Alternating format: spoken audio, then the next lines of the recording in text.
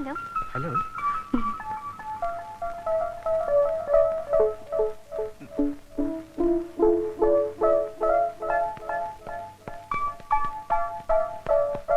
ಸುಧಾ,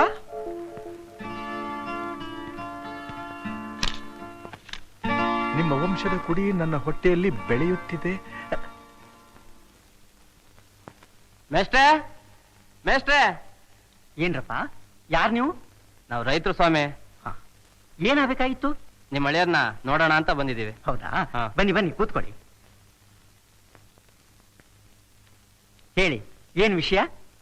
ನಾವು ಕಬ್ಬೆಳಿಯೋರು ಸ್ವಾಮಿ. ಹಾ. ತುಂಬಾ ದಿನದಿಂದ ನಾವು ಬೆಳೆದಿದ್ನೆಲ್ಲ ಪ್ರಗತಿಪುರ ಸಕ್ಕರೆ ಕಾರ್ಖಾನೆಗೆ ಕೊಡ್ತಾ ಇದ್ದೀವಿ. ಹಾ. ಈಗ ಬೇರೆ ಕಡೆ ಇಲ್ಲ ಟನ್ಗೆ 180 ರಿಂದ 200 ರೂಪಾಯಿವರೆಗೂ ಕೊಡ್ತಾರೆ. ಹಾ. ಇವ್ರು ಕೊಡೋದೇ 125 ರೂಪಾಯಿ ಸ್ವಾಮಿ. ಹೆಚ್ಚಿಗೆ ಕೊಡಿ ಅಂತ ಕೇಳಿ ಕೇಳಿದ್ವು ಸ್ವಾಮಿ, ಒಂದ್ ಪೈಸನು ಹೆಚ್ಚಿಗೆ ಕೊಡಲ್ಲ ಅನ್ಬಿಟ್ರು. ಯಾರು ಹೆಚ್ಚಿಗೆ ಕೊಡ್ತಾರೋ ಅವ್ರಿಗೆ ಮಾರಿ. ಅದ್ ಯಾಕೆ ಸಾಧ್ಯ ಮೇಷ್ಟ್ರೆ? ಆಕಾಶ್ ಗಂಗೆ ಫ್ಯಾಕ್ಟ್ರಿಗೆ ಸುತ್ತಮುತ್ತಲಿರೋ ಹಳ್ಳಿ ರೈತರು ಕಪ್ ಕೊಡ್ತಾವ್ರೆ, ಅವ್ರನ್ನ ಬಿಟ್ಟು ನಮ್ಮ ಹತ್ರ ಯಾಕೆ ತಗೋತಾರೆ ಹೇಳಿ? ಅದಕ್ಕೆ ಸಾಗರಪ್ಪನವ್ರ ಕಂಡು ಸಹಾಯ ಕೇಳೋಣ ಅಂತ ಬಂದ್ವಿ. ಹಿಂದೆ ಹುಲ್ಮಾರೋ ಜನಕ್ಕೆ ಎಷ್ಟೋ ಸಹಾಯ ಮಾಡಿದ್ದಾರೆ. ಹಾಗೆ ನಮಗೂ ಏನಾದ್ರು ಮಾಡಿದ್ರೆ. ಅದೇನು ಸರಿ, ಸಾಗರ್ ಇಂಥ ಸಮಸ್ಯೆಗಳಿಗೆಲ್ಲ ಗಮನ ಕೊಡ್ತಾ ಕೂತ್ಕೊಂಡ್ರೆ ಅವ್ನ್ ಲಾಯರ್ ವೃತ್ತಿಗತಿ ಏನು? ಯಾಕಪ್ಪ ಹೀಗೆಲ್ಲ ಮಾತಾಡ್ತಿದ್ದೀರಾ? ಇರೋದ್ ನಾವಿಬ್ರು, ಈ ಮಗು ಒಂದು. ಇಷ್ಟ್ ಜನಕ್ಕೆ ಎಷ್ಟ್ ಸಂಪಾದನೆ ಮಾಡ್ಬೇಕು ನೋಡಿ. ನೀವು ಹೋಗಿ ಊರ್ಗ್ ಹೋದ್ಮೇಲೆ ನಾನು ಅವ್ರ ಹತ್ರ ಈ ವಿಷಯ ಮಾತಾಡ್ತೀನಿ. ಈ ವಿಷಯದಲ್ಲಿ ತಲೆ ಹಾಕ್ಬೇಕಾದ್ರೆ ತುಂಬಾ ಯೋಚನೆ ಮಾಡ್ಬೇಕಾಗತ್ತೆ. ಯಾಕೆ? ಪ್ರಗತಿಪುರದ ರೈತರ ಸಮಾಚಾರ ಅಂದ್ಮೇಲೆ ನಾನು ನೇರವಾಗಿ ಕಾಳಿಂಗನ ಮೇಲೆ ತಾನೇ ಯುದ್ಧಕ್ಕೆ ನಿಲ್ಬೇಕಾಗತ್ತೆ. ಹೌದಲ್ಲ, ಮತ್ತೆ ನನ್ಗದ್ ಜ್ಞಾಪಕಕ್ಕೆ ಬರ್ಲಿಲ್ಲ. ಬೇಡ ಬಿಡಿ. ಎಲ್ಲಾದ್ರೂ ಉಂಟಾ? 10 ಜನಕ್ಕೆ ಒಳ್ಳೇದಾಗೋ ಹಾಗಿದ್ರೆ 4 ಜನ ನಮ್ಮವ್ರು ದೂರ ಆದ್ರೂ ಏನು ನಷ್ಟ ಇಲ್ಲ.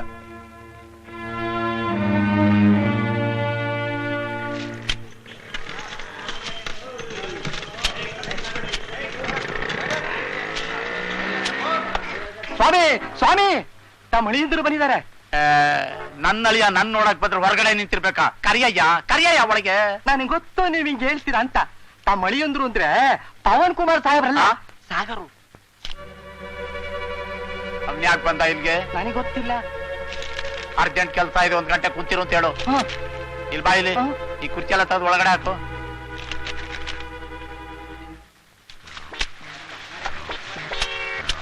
ಯಜಮಾನ್ರಿ ಅರ್ಜೆಂಟ್ ಕೆಲಸ ಇದೆ ಅಂತೆ, ಸ್ವಲ್ಪ ಕಾಯ್ಬೇಕಂತೆ.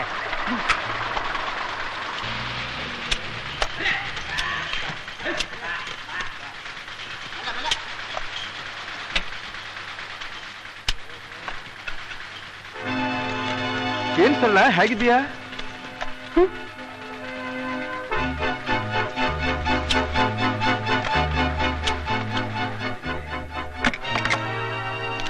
ಯಾಕಪ್ಪ ಸಾಗರ್ ಬಂದಿದ್ದಾನೆ?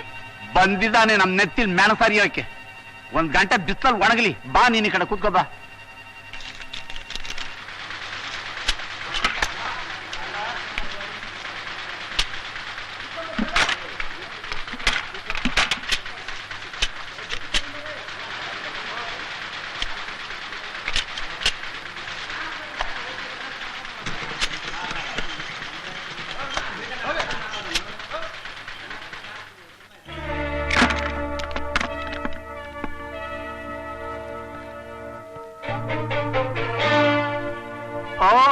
ಬರಬೇಕು ಬರಬೇಕು, ಯುವಶಕ್ತಿಯ ಪ್ರತೀಕ, ಧೀವಂತ ಪ್ರಜಾನಾಯಕ.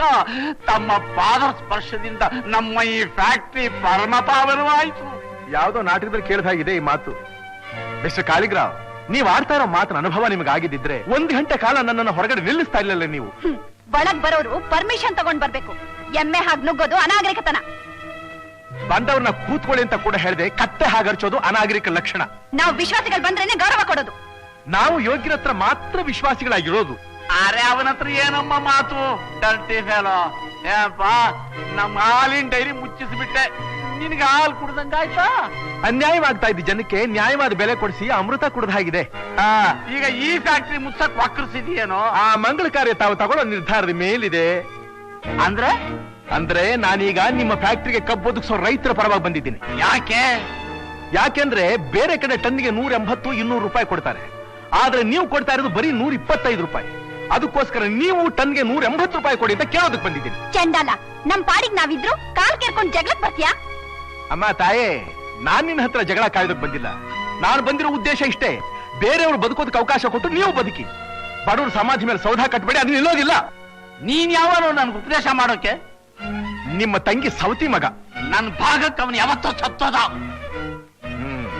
ಈಗ ನಿಮ್ ಕಡೆ ನಿರ್ಧಾರ ಏನು? ಒಂದು ಬಿಡಿಗಾಸು ಜಾಸ್ತಿ ಕೊಡಲ್ಲ. ಹಾಗಾದ್ರೆ ರೈತರು ಕಬ್ಬನ್ನ ಬೇರೆ ಕಡೆ ಸಾಗಿಸ್ಬೇಕಾಗತ್ತೆ. ಬೆಲ್ಲ ಮಾಡೋಕ ಬೆಲ್ಲದ ಬೆಲೆ ಏನು ಅಂತ ಗೊತ್ತಾ ನಿನಗೆ? ಆ ಮಂಕುಂಡೆವು ನಿನ್ ಮಾತು ಕಟ್ಕೊಂಡ್ರೆ ಬಾಯಿ ಮಣ್ಣು ಹಾಕೊಳ್ಸ್ವೆ. ಅವ್ರು ಮಣ್ಣು ಹಾಕತ್ತಾರೋ ನೀವೇ ಹಾಕೋತಿರೋ ಅದನ್ನ ಕಾಲ ನಿರ್ಧಾರ ಮಾಡ್ತಾ ಬರ್ತೀನಿ. Get out! ಮೆತ್ತಗೆ ಮಾತಾಡಿ ಪೈಲ್ಸ್ ಬರ್ತಾ ಪೈಲ್ಸ್. ಅಪ್ಪ, ಅವನು ಮಾತಾಡೋದ್ ನೋಡಿದ್ರೆ ಮೈಯೆಲ್ಲ ಉರ್ದು ಹೋಗುತ್ತೆ. ಚೂರಿ ತಗೊಂಡು ಇರ್ದು ಬಿಡ್ಲಾ ಅನ್ಸುತ್ತೆ. ಆ ಕೆಲಸ ನಾನ್ ಮಾಡ್ತೀನಿ, ನೀನ್ ಸುಮ್ಮನಿರು. ಪ್ರಗತಿಪುರದ ರೈತರ ಕಪ್ ತಗೊಳ್ಳೋದ್ರಲ್ಲಿ ನಂದೇನು ಅಭ್ಯಂತರವಿಲ್ಲ. ಆದ್ರೂ ನಮ್ ರೈತರನ್ನ ಒಂದ್ ಮಾತು ಕೇಳ್ಬೇಕಲ್ಲ. ಧಾರಾಳವಾಗಿ ಅವರು ರೈತರು ಇವರು ರೈತರು, ಅವ್ರ ಬಂಧುಗಳಿಗೆ ಸಹಾಯವಾಗುತ್ತೆ ಅಂದ್ರೆ ಖಂಡಿತ ಇವ್ರು ಬೇಡ ಅನ್ನೋದಿಲ್ಲ ಅಂತ ನನಗನ್ಸುತ್ತೆ. ಸಾಗರ್ ಅವರೇ, ನಿಮ್ ಮಾತು ಅಂದ್ರೆ ರೈತರಿಗೆ ಬಹಳ ಗೌರವ. ನಮ್ ರೈತರನ್ನೆಲ್ಲ ಕರೆಸ್ತೀನಿ, ತಾವೇ ಒಂದ್ ಮಾತು ಹೇಳಿ. ಹಾಗೆ ಮಾಡಿ, ಕರೆಸಿ. ಹಲೋ, ನಾನು ಮಾವ ಪವನ್ ಕುಮಾರ್. ಈ ಸಲ ಸಾಗರ ಗೆದ್ದುಬಿಟ್ಟ. ಇನ್ನ ಫ್ಯಾಕ್ಟ್ರಿ ಮುಚ್ಚಬೇಕಾದ್ದೆ.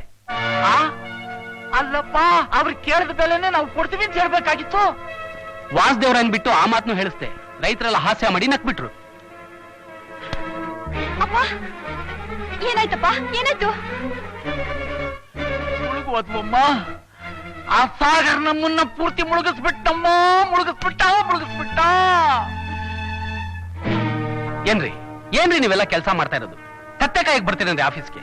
ವರ್ಷಾನ್ಗಟ್ಲೆಯಿಂದ ಕಂದಾಯ ಹೀಗೆ ಬಾಕಿ ಉಳಿದ್ರೆ ಸರ್ಕಾರ ನಡೆಯೋದಾದ್ರೂ ಹೇಗ್ರಿ? ಸರ್, ಈಗ ಪರಿಸ್ಥಿತಿ ಏನಾಗಿದೆ ಅಂದ್ರೆ ಶರಾಪ್ ಹೀಗ್ ಕುಂಟ್ನಪ್ಕೊಂಡು ಹೇಳಿದ್ರೆ ನೀರು ನೆರಳಿದಿರೋ ಜಾಗಕ್ಕೆ ಒಬ್ಬೊಬ್ಬರನ್ನು ಟ್ರಾನ್ಸ್ಫರ್ ಮಾಡ್ಬಿಡ್ತೀನಿ.